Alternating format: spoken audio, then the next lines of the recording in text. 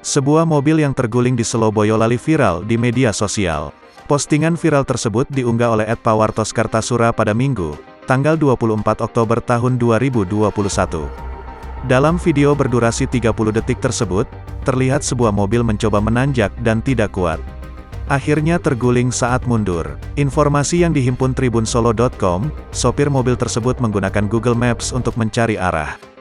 Beruntung, ada tiang di sisi jalan yang menahan mobil yang terguling itu, sehingga tidak terperosok ke dalam jurang yang ada di sisi kiri jalan. Peristiwa tersebut dibenarkan oleh Kapolsek Selo, AKP Marianto.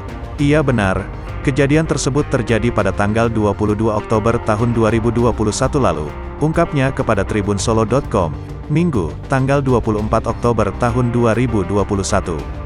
Diketahui, sopir mobil tersebut berasal dari Kabupaten Bogor, Jawa Barat. Kebetulan sopir berasal dari Bogor, setelah kejadian langsung kembali membawa mobil, dan sekarang kami tidak tahu, jelasnya. Mengetahui hal tersebut, jajaran Polsek Selo langsung memeriksa lokasi dan melakukan olah TKP dengan bertanya kepada saksi di sekitar lokasi kejadian.